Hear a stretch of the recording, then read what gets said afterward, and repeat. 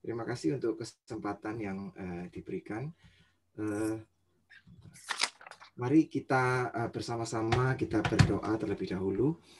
Tuhan, kami sungguh bersyukur Tuhan untuk berkat-Mu, karena Engkau telah memberkati kami untuk bisa bersama-sama mempelajari firman-Mu lagi.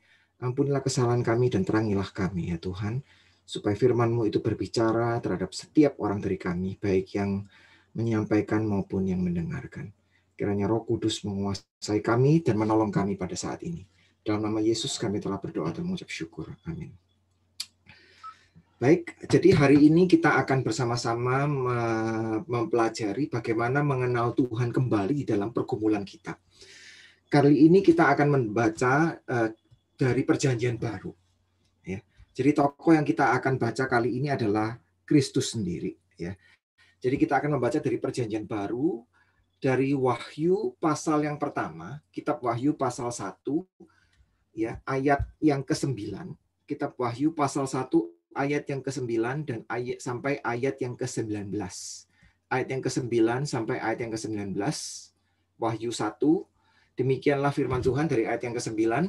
Aku Yohanes, saudara dan sekutumu dalam kesusahan, dalam kerajaan dan dalam ketekunan, menantikan Yesus berada di pulau yang bernama Patmos oleh karena firman Allah dan kesaksian yang diberikan oleh Yesus. Pada hari Tuhan, aku dikuasai oleh Roh, dan aku mendengar dari belakangku suatu suara yang nyaring, seperti bunyi sangkakala.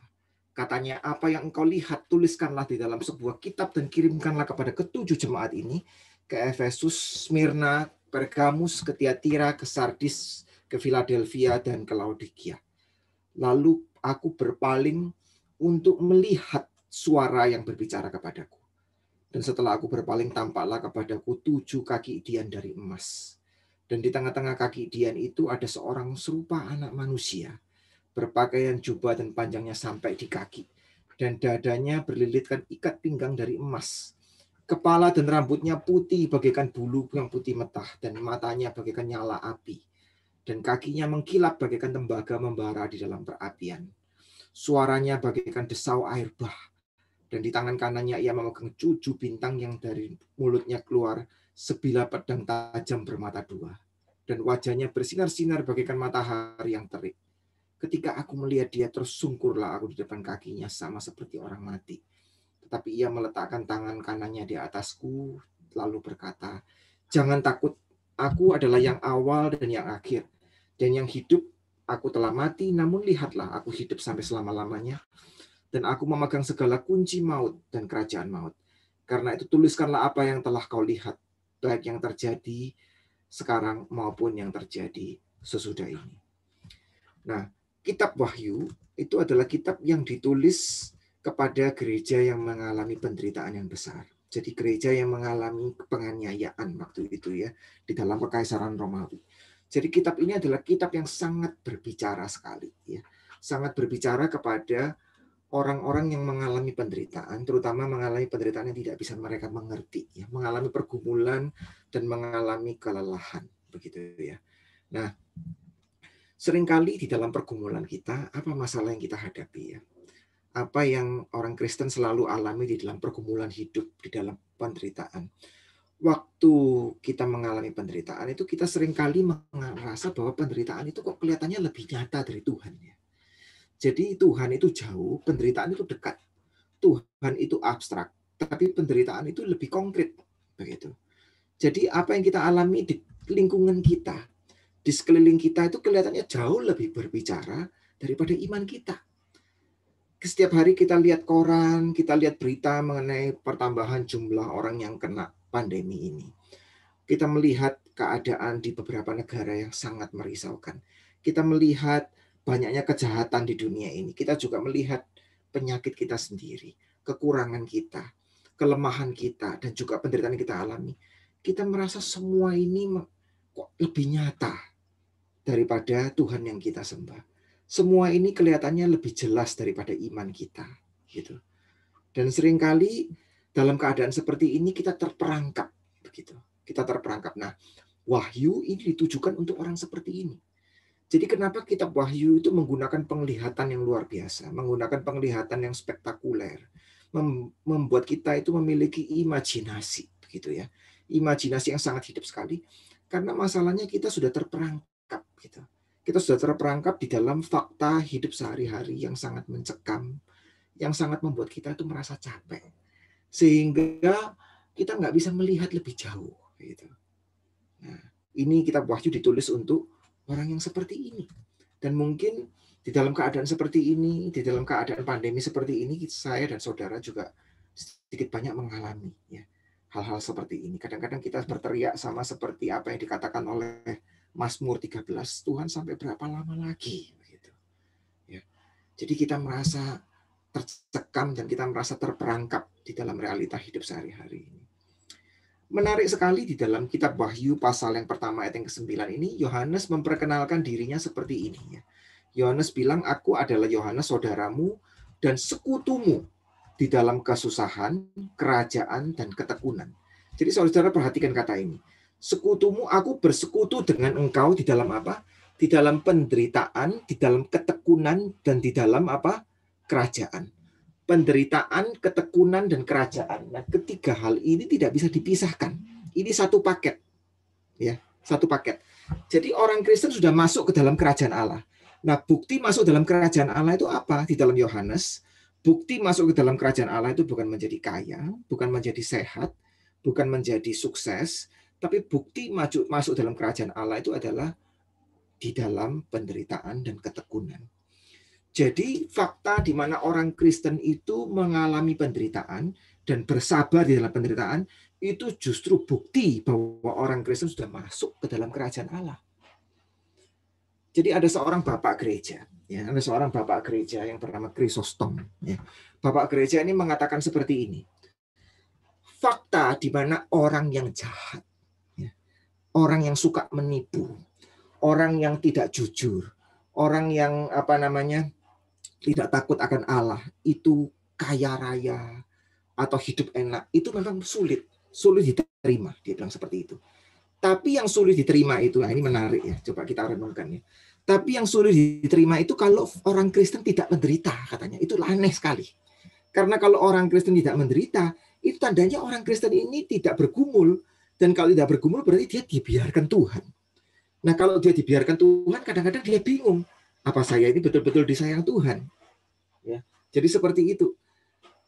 Jadi justru tanda bahwa kita berada di dalam Tuhan itu adalah kita berada di dalam penderitaan. Dan di dalam ini, di dalam kesusahan, di dalam penderitaan, dalam bahasa asli, di zaman akhir, menunjukkan datangnya kerajaan Allah. Jadi kerajaan Allah justru datang lewat penderitaan. Kenapa kerajaan Allah kok datang lewat penderitaan? Nanti di akhir zaman, waktu Yesus datang kedua kali, kerajaan Allah akan datang dengan lengkap. Dan waktu itu tidak ada penderitaan lagi. Tetapi selama kita masih di dunia ini, bukti bahwa kerajaan Allah datang di dalam hidup kita itu adalah lewat pergumulan, lewat penderitaan. Buktinya itu lewat itu. Mengapa saudara lewat itu? Karena ini adalah peperangan rohani. Ya, di mana kita pada waktu itu menderita, di mana kita bergumul, itu kuasa gelap lagi berperang dengan Tuhan di dalam hidup kita. Jadi hidup kita itu adalah medan peperangan Tuhan. Dan bukan hanya itu. Kerajaan Allah itu artinya apa? Nah, di Alkitab kerajaan Allah itu artinya kemenangan Allah. Jadi kerajaan Allah itu Allah sudah menang. Allah menang, Allah berkuasa. Dan bukti bahwa saya dan saudara masuk dalam kerajaan Allah itu adalah apa? Allah menang lewat kita. Jadi saat kita itu dalam penderitaan bertekun, ini tanda bahwa Tuhan menang. Justru saya dan saudara menang itu bukan lewat penderitaannya diselesaikan saja, bukan. Saya saudara menang bukan hanya lewat penyakit disembuhkan. Saya dan saudara menang bukan hanya lewat masalah selesai atau bisnis lancar. Saya dan saudara menang justru dimulai di saat apa? Di saat waktu kita menderita itu kita bertekun. Nah itu. Jadi ini adalah misteri dari kerajaan. Misteri dari kerajaan itu. Justru kerajaan Allah datang di tengah penderitaan. Nah, misteri dari kerajaan ini adalah misteri dari kayu salib sendiri. Salib itu tanda kemenangan. Padahal salib itu adalah alat eksekusi ya. Salib itu lewat salib orang dibunuh dengan cara yang kejam sekali. Tapi justru Alkitab mengatakan salib itu adalah tahta dari Kristus. Salib itu adalah apa? Bukti kemuliaan Kristus.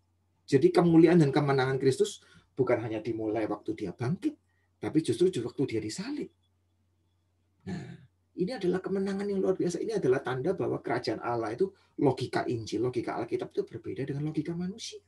Justru rahasia kerajaan Allah itu adalah kemenangan itu nyata justru di dalam kesusahan. Nah, tetapi bagi banyak orang Kristen yang susah, ya, hal ini itu tidak berbicara dengan jelas. Jadi kita seringkali lupa dengan hal ini. Ya, kita seringkali lupa sehingga iman kita itu ditutupi oleh mata rohani kita, ditutupi oleh mata jasmani kita, gitu ya.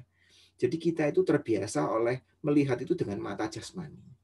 Kita terbiasa itu berpikir cuma dengan rasio kita, tidak dengan iman kita. Sehingga kita tuh tidak bisa melihat kenyataan ini, gitu. Walaupun kita sering diingatkan bahwa masuk ke dalam kerajaan Allah itu lewat dengan penuh banyak kesusahan, tapi kita itu seringkali lupa. Begitu. Nah, setan mau kita putus asa. Setan mau kita susah. Setan nggak mau kita menang. Tapi Tuhan mau kita lihat ini dengan perspektif dari Tuhan sendiri. Nah, di dalam keadaan susah seperti ini ya. Jadi satu pihak tadi saya katakan ya, justru logika kerajaan Allah itu berbeda sekali dengan logika manusia. Manusia maunya semua sukses, manusia maunya shortcut. Tapi Tuhan itu justru memerintah dan menang di saat kita bertekun di dalam kesusahan. Sama seperti yang dikatakan Yohanes tadi. Ya. Tetapi kita sekarang itu malah tenggelam di dalam kesusahan kita, pergumulan kita, sehingga kita tidak bisa lihat rencana Tuhan. Oleh karena itu Tuhan mau kita ini lihat dari perspektif Tuhan sendiri. Oleh karena itu yang kita perlukan itu apa? Yang kita perlukan itu semacam daya imajinatif. Jadi imajinasi ini dalam hal ini bukan berarti bahwa saya dan saudara itu ngarang-ngarang begitu, bukan. Imajinasi dalam hal ini berarti kita dari kitab Wahyu ini, kita dari Alkitab ini, kita mau dicelikkan matanya dan melihat realita rohani. Jadi ini seperti kalau kita lihat cerita di dalam Perjanjian Lama, ya. Elisa dengan hambanya. Ya. Jadi Elisa waktu itu lagi dikepung, kotanya lagi dikepung oleh tentara Aram. Dan kemudian hamba dari Elisa bilang, aduh cilaka, kita semua celaka, ini gimana nih? Lalu Elisa bilang, jangan takut. Ya. Lalu Elisa berdoa supaya mata hamba dicelikkan. Waktu itu setelah Elisa berdoa, hambanya lihat, wah di sekelilingnya banyak tentara surgawi. Jadi mata kita itu perlu dicelikkan, mata rohani kita itu perlu dicelikkan. Nah ini yang mau dilihatkan oleh kitab Wahyu. Kitab Wahyu itu mau kita lihat ya, mau kita lihat itu bahwa ada realita yang lebih besar dari realita yang kita hadapi ini sekarang. Ya, orang Tionghoa bilang Tian Wai You Tian. Ya, di atas langit itu masih ada langit gitu ya. Masih ada realita yang lebih besar sekali. Ya. Masih ada realita yang lebih besar yang membuat kita itu terpesona begitu.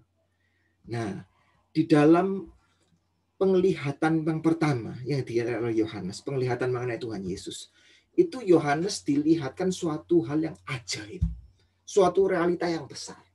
Ya, nah apa yang ditunjukkan, realita yang besar yang ditunjukkan oleh Tuhan Yesus kepada Yohanes ini adalah realita Tuhan Yesus sendiri, gitu. Penampakan dari Tuhan Yesus, penglihatan akan Tuhan Yesus. Dan Tuhan Yesus yang diperlihatkan kepada Yohanes ini adalah Tuhan yang indah sekali. Keindahan. Jadi yang nyata dari Tuhan, muka yang bersinar, ya, rambut yang mengkilap, dan kemudian baju yang putih, dan semuanya penuh dengan sinar. Ini semua menunjukkan semacam keindahan. Ya, keindahan. Nah, di tengah dunia ini yang kita lihat itu banyak itu kejelekan. Kejelekan. Hal yang buruk, hal yang jelek. Dan kalau kita sudah menderita, ya, hal yang indah pun jadi biasa-biasa. Gitu. Jadi kita perlu melihat hal yang indah sekali. Waktu kita melihat Tuhan Yesus, itu kita mendapatkan suatu keindahan yang besar. Melihat keindahan yang besar. Nah, coba saya tanya kepada saudara ya. Melihat keindahan, indah itu artinya apa ya? Melihat keindahan yang besar itu artinya apa ya? Nah, saya kasih saudara beberapa hal ya. Satu ya. Ciri-ciri dari keindahan. Ciri-ciri dari keindahan itu memberikan kesenangan yang tidak egois. Kesenangan tapi tidak egois, tidak self-centered. Artinya apa ya? Kalau kita senang, ya kita senang itu selalu ada kepentingannya dengan diri kita sendiri. Makan es krim, waduh senang. Kenapa? Es krimnya enak. Jadi ada hubungannya dengan kepentingan diri sendiri. Ya. Kemudian kalau kita misalnya dapat rezeki nih, ya dapat kang tahu nih, dapat rezeki atau bisnis kita lancar, kita senang. Nah ini tetap ada hubungannya dengan kepentingan diri sendiri. Tapi indah itu lain. Melihat sesuatu yang indah itu kita terpukau, kita senang, tapi ini nggak ada hubungannya dengan diri sendiri. Gitu ya. Jadi kalau saudara lihat ke museum, lihat lukisan yang indah setengah mati, lukisan yang indah yang bagus, saudara nggak mungkin mikir, ini lukisan ini ditaruh di kamar tidur saya enak, atau ditaruh di kamar tamu lebih bagus, atau di ruang makan. Nah kalau saudara lihat lukisan, kemudian saudara mikirnya ini buat rumah saya dekorasi di mana lebih bagus, itu ada dua kemungkinan. Pertama, saudara tidak mengerti seni, atau kedua, ini lukisannya ini nggak terlalu bagus berarti. Kalau saudara lihat barang antik, barang antik atau dari porselen misalnya, dari Tiongkok gitu ya, atau dari mana itu namanya, dari tempat yang lain begitu ya. Saudara lihat barang yang bagus sekali, barang antik yang bagus sekali, lalu saudara pikir misalnya, ini kalau saya minum buat teh ya, atau buat kopi lebih bagus, ini berarti saudara nggak ngerti. Lihat barang yang bagus, lihat keindahan itu nggak mikir buat diri sendiri gunanya apa, enggak. Ya kan? Jadi kalau kita lihat pemandangan yang indah, itu diri kita itu bukan jadi fokusnya lagi. Jadi waktu kita bertemu dengan sesuatu yang indah dan memukau, itu ego kita itu dipinggirkan. Kita diangkat dari self pity, diangkat dari kebiasaan untuk mengasihani diri sendiri. Nah itu namanya, kita tenggelam di dalam kenikmatan. Kalau kita lihat matahari terbit di Danau Toba misalnya, kita lihat pemandangan Danau Toba yang lebih besar, itu kita nggak mikir besok saya makan apa ya, nanti saya mesti melakukan apa ya, enggak. Kita betul-betul tenggelam di dalam pemandangan itu, begitu. Jadi waktu kita melihat Yesus yang begitu indah ini, seolah-olah semua senses kita, penglihatan kita, pendengaran kita, semua itu dimanjakan. Dalam arti apa? Dipenuhi oleh Tuhan sendiri. Apa yang kita lakukan itu hanya menikmati, hanya melihat, mendengar, memikirkan, dan mencintai. Hanya itu. Jadi kalau kita lihat ya, kita lihat penglihatan di dalam kitab Wahyu ini luar biasa sekali. Penglihatan ini bahkan jauh lebih lengkap daripada apa? Deskripsi soal Yesus di dalam kitab Injil. Di dalam penglihatan kitab Wahyu ini adalah satu-satunya di Alkitab yang kasih kita tahu ya. Mukanya Tuhan Yesus, rambutnya Tuhan Yesus, matanya, kakinya bahkan, lalu bajunya. Di kitab Injil pun nggak dilukiskan seperti ini. Jadi kita itu betul-betul diajak oleh Alkitab untuk melihat, mengimajinasikan Tuhan di dalam mata pikiran sendiri. Nah kita lihat salah satu halnya itu adalah Tuhan Yesus itu bersinar. Gitu ya. Nah sinar ini menunjukkan kemuliaan, menunjukkan kebenaran, menunjukkan apa? Sukacita, menunjukkan keindahan, semuanya jadi satu. Kebenaran, hidup, sukacita, apa namanya, keindahan, semuanya itu jadi satu.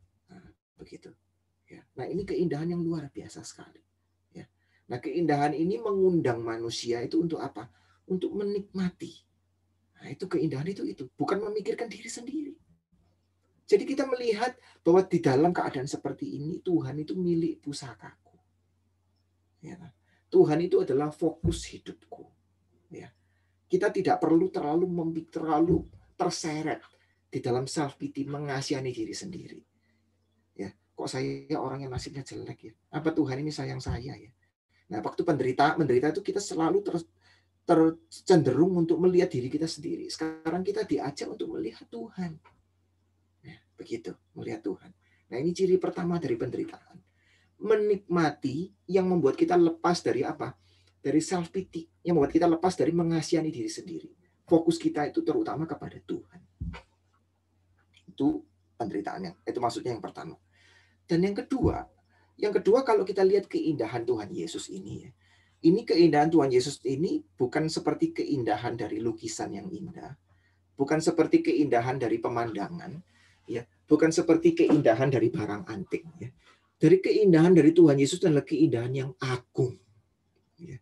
Keindahan yang besar, yang agung sekali.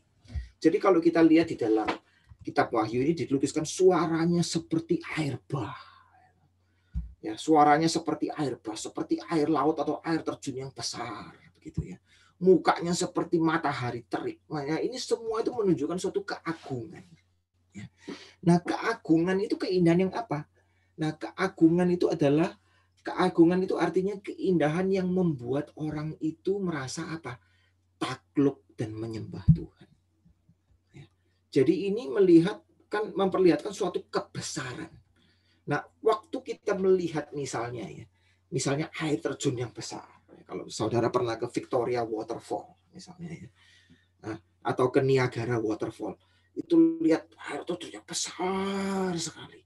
Nah, itu kebesaran itu membuat orang itu, ya seperti yang saya katakan minggu lalu, membuat orang itu merasa takjub, merasa takut, tapi ya kok tertarik begitu ya.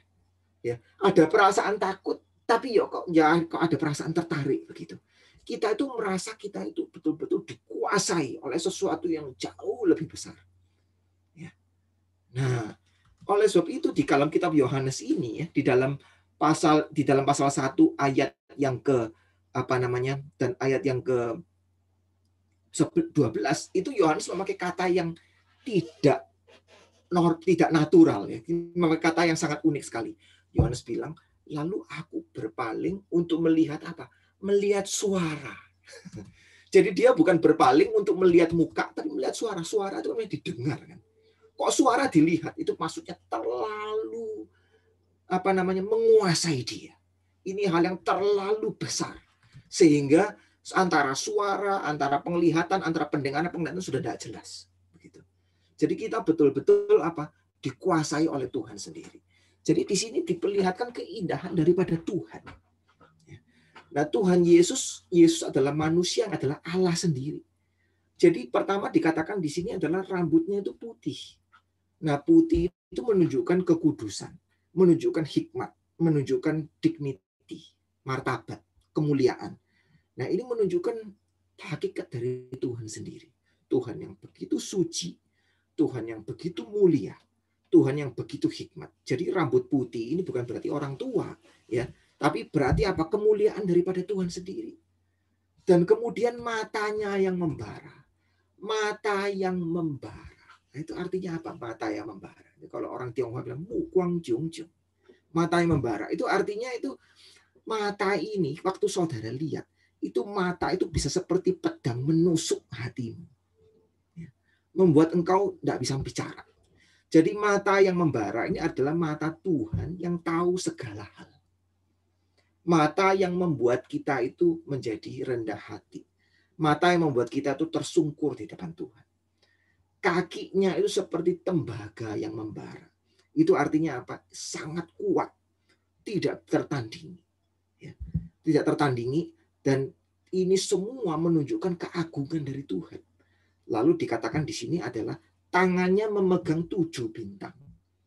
Nah, bintang di dalam konsep orang Roma, termasuk sebagian orang Yahudi waktu itu, termasuk orang Yunani, bintang itu sangat mulia. Karena apa? Bintang itu yang mengatur hidup kita. Gitu ya.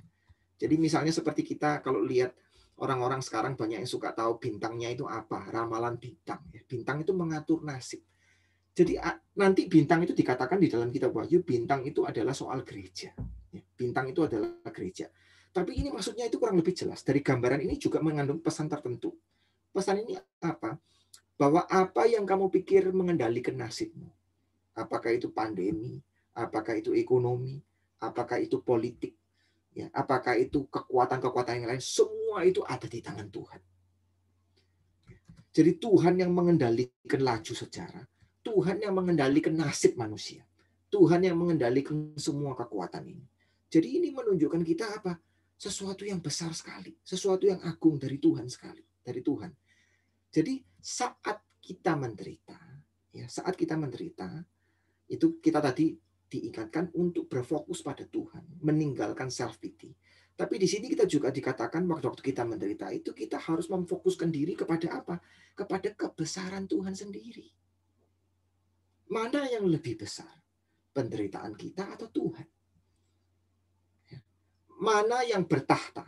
Allah atau iblis? Kita sekarang di dalam kerajaan siapa?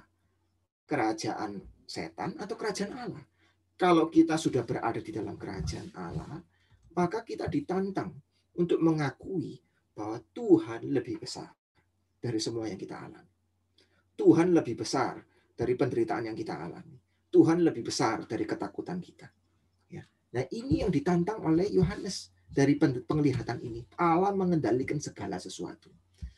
Dan dikatakan juga di sini bahwa mulutnya itu mengeluarkan pedang yang bermata dua. Jadi itu berarti ada firman Tuhan yang besar. Nah, firman Tuhan yang besar ini yang membuat kita takluk. Dan firman Tuhan ini yang menghakimi. Jadi firman Tuhan ini memberkati kita, tapi kan pada saat kita tidak taat, maka firman ini akan menjadi pedang yang menghakimi kita. Firman ini akan menjadi pedang yang juga menghancurkan hati kita supaya kita itu mengaku akan dosa kita. Jadi dalam penderitaan melihat otoritas Tuhan yang besar, melihat kemuliaan Tuhan yang besar, hati kita dihancurkan dalam arti ini. Kita di hadapan Tuhan seperti Yohanes, tersungkur seperti orang mati. Artinya apa? Kita sadar kita ini punya dosa. Kita sadar ya, sedikit banyak penderitaan yang kita alami selalu ada hubungannya sama kesalahan kita. Kelemahan kita itu sedikit banyak, itu berujung di dalam penderitaan kita.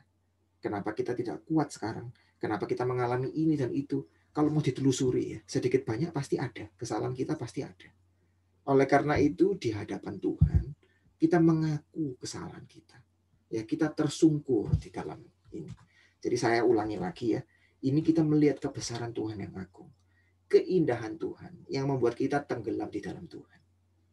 Ya kan? Ibaratnya kalau orang orang kalau jatuh cinta.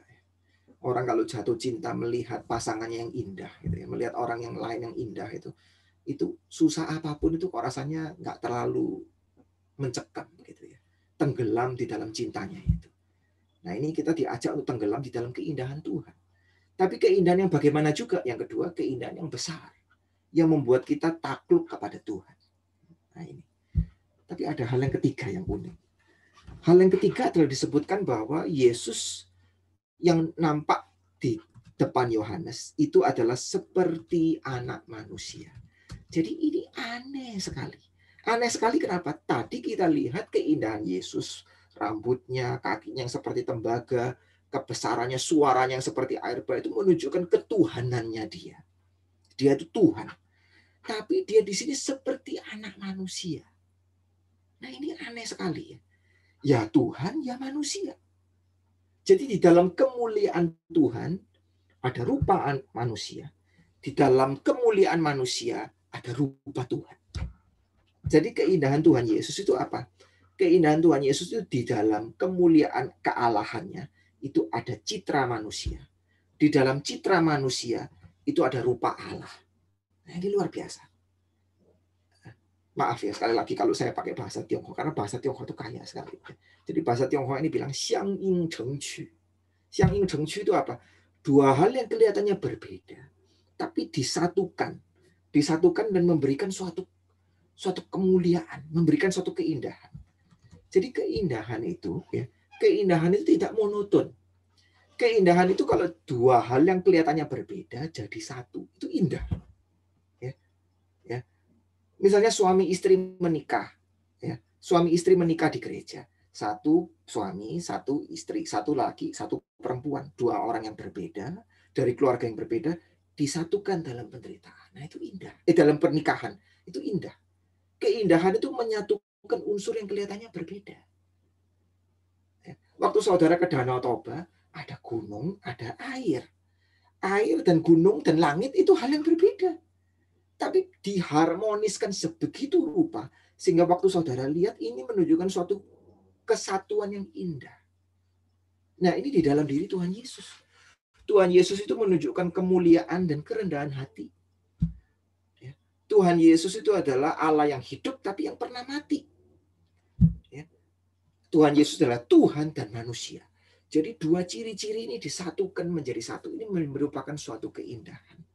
Nah, Nah, sebetulnya kalau kita lihat di Alkitab, ya, kita lihat di Alkitab, ini semua itu berdasarkan apa? Penglihatan ini berdasarkan kitab Daniel.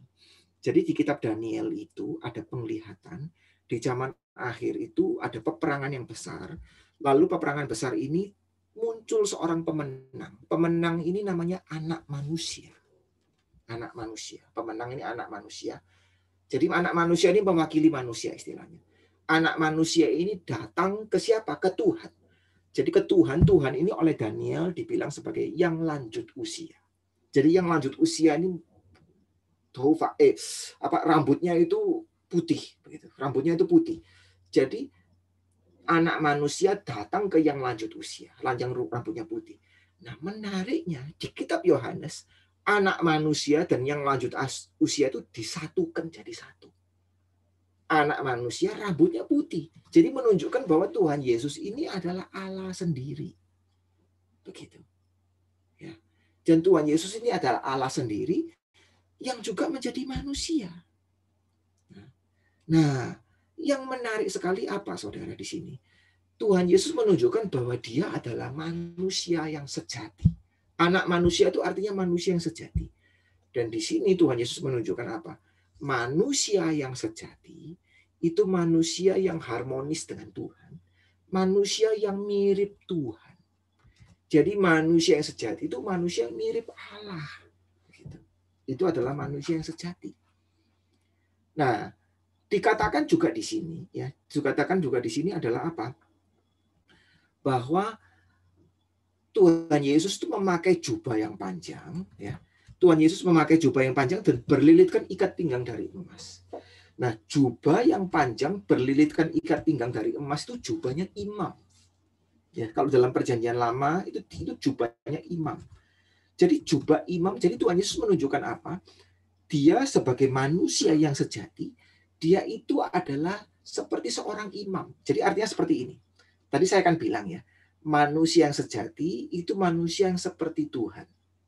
Manusia yang seperti Tuhan itu manusia yang bagaimana? Manusia yang menjadi imam. Ya, kalau dalam kita orang Kristen menjadi imamat yang rajani. Jadi sekali lagi manusia yang sejati itu manusia yang mirip Tuhan. Dan manusia yang paling mirip Tuhan itu manusia yang memiliki fungsi imamat. Menjadi imam. Nah, apa itu arti menjadi imam, saudara? Apa arti menjadi imam? Menjadi imam itu artinya seperti ini. Nah, ini mesti diingat ya.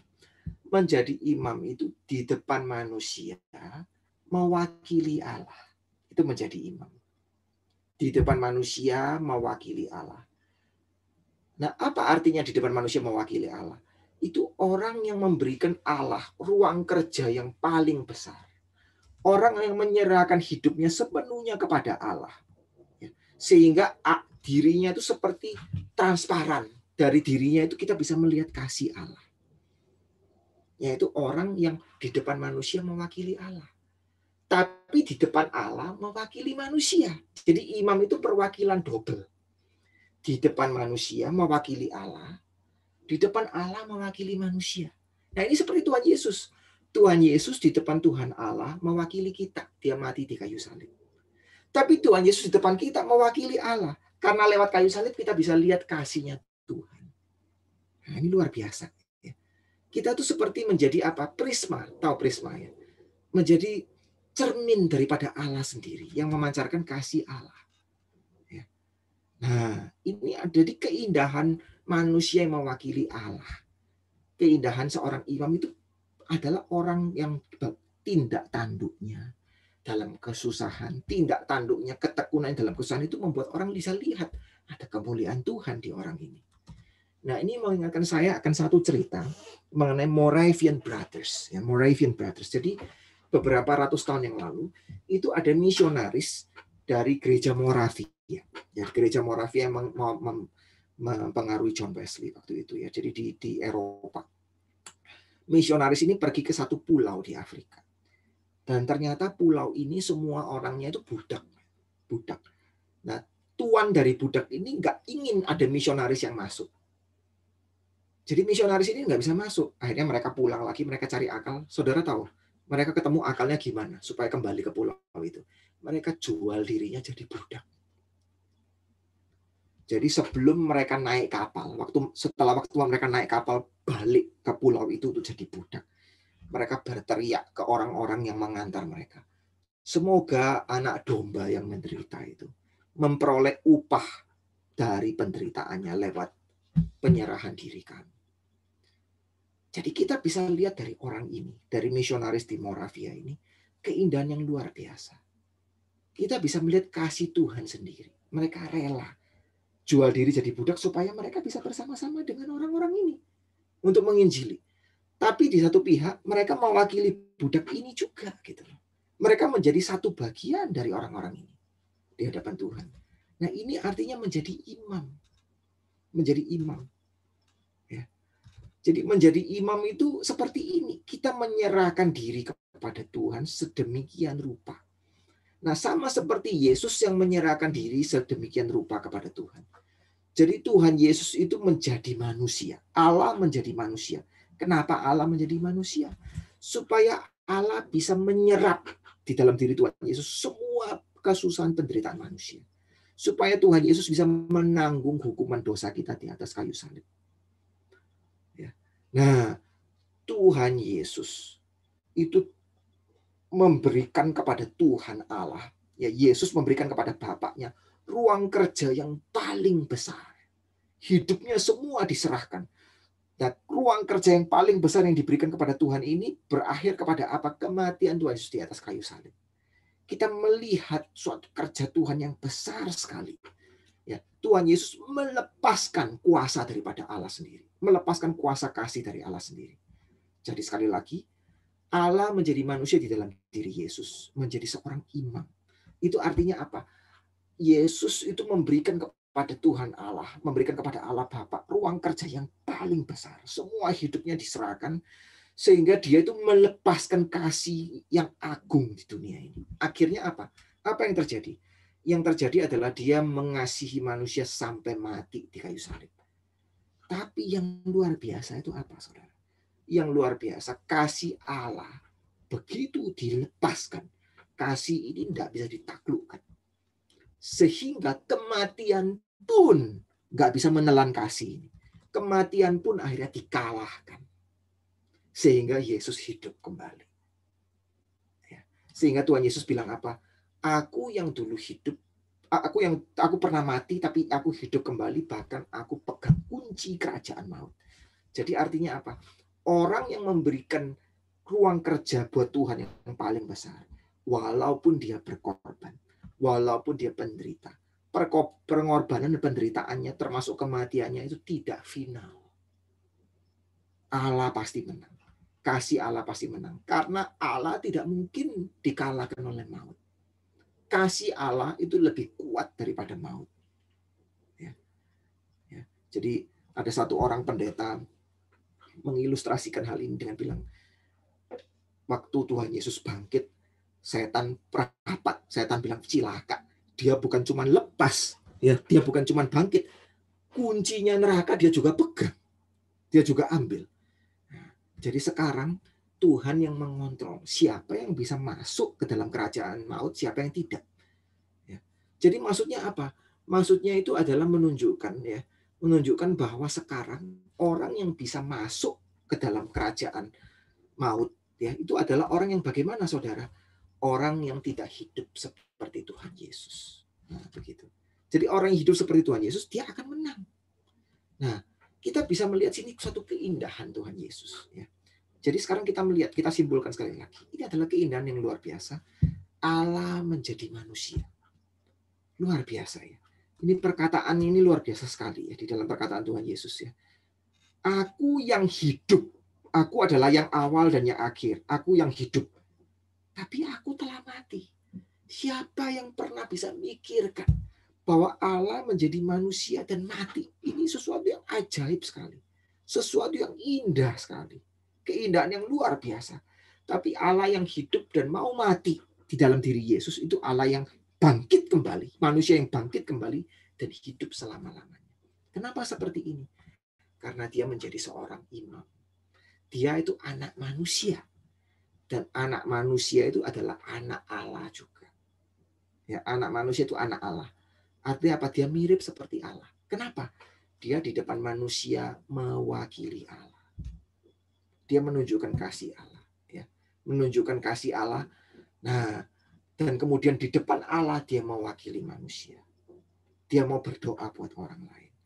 Nah, waktu melihat keindahan Tuhan seperti ini, kita masuk di dalam ciri yang ketiga dari keindahan. Tadi ciri yang pertama dari keindahan apa? Membuat kita senang tapi tidak terfokus pada diri sendiri. Membuat kita ditaklukkan oleh yang besar. Dan yang ketiga, membuat kita tertransformasikan. Kita dipanggil untuk menjadi seperti indah, seperti Tuhan Yesus. Jadi, waktu Yohanes melihat keindahan Tuhan Yesus, waktu kita melihat keindahan Tuhan Yesus yang luar biasa seperti ini, kita dipanggil untuk menjadi seperti Dia sendiri. Jadi waktu Yohanes melihat anak manusia, waktu kita melihat kemuliaan Tuhan Yesus, walaupun bukan berarti kita nanti akan jadi seperti kita jadi Tuhan, atau kita jadi Kristus sendiri, tapi ini merupakan suatu undangan. Waktu kita lihat penglihatan mengenai Yesus ini, yang kita lihat ini juga semacam apa? Masa depan kita sendiri. Kita nanti akan bersinar menjadi seperti Tuhan Yesus. Kita mau nggak dirubah menjadi seperti Tuhan Yesus? Kita mau nggak tertarik berbagian di dalam kodrat Allah sendiri? Itu di dalam 2 Petrus pasal 1. Menjadi seperti Allah. Berbagian di dalam hakikat Tuhan sendiri. Maksudnya apa? Bukan berarti kita menjadi seperti Allah, tapi kita juga mengalami keindahan Tuhan. Keindahan Tuhan itu diberikan buat kita. Nah, ini luar biasa ya. Jadi di Alkitab, orang yang melihat keindahan Tuhan, orang itu jadi indah seperti Tuhan. Seperti Musa waktu lihat kemuliaan Allah, turun dari gunung, Musa mukanya bersinar. Nah, kita mau nggak diindahkan seperti Tuhan Yesus? Kita mau nggak menjadi prisma, ya, menjadi benda seperti cermin yang transparan, yang menunjukkan keindahan Tuhan Yesus di dalam diri kita. Mau nggak kita seperti itu? Ya, ya. Nah, ini keindahan yang luar biasa, ya, keindahan yang luar biasa sekali. Nah, ini merupakan panggilan dari kita. Kita diajak untuk menjadi apa? Transparan, ya. Benda yang memancarkan kasih Allah sendiri. Memancarkan kasih Allah sendiri itu lewat apa? Menjadi seorang imam. Ya. Memancarkan Allah, kasih Allah lewat dari seorang imam itu artinya apa, saudara? Ya, saudara melayani. Ya. Saudara melayani itu dalam arti apa? Di dalam saudara saat susah seperti ini, saudara tetap melayani orang lain. Saudara tetap berdoa untuk orang lain. Berdoa untuk mereka yang mengalami kesusahan yang besar seperti di India sekarang. Kita berdoa untuk mereka. Ya. Nah, kalau kita lihat juga ya secara lebih lanjut, Tuhan Yesus itu mulutnya itu mengeluarkan pedang bermata dua. Berarti dia bukan cuma menjadi seorang imam, dia adalah nabi. Nabi itu artinya apa? Dia mengeluarkan firman Allah itu sendiri. Nah, kita dipanggil juga bukan hanya mencerminkan kasih Allah lewat menjadi imam, tapi mencerminkan firman Allah, mengabarkan firman Allah lewat menjadi nabi. Jadi kita sekarang memiliki fungsi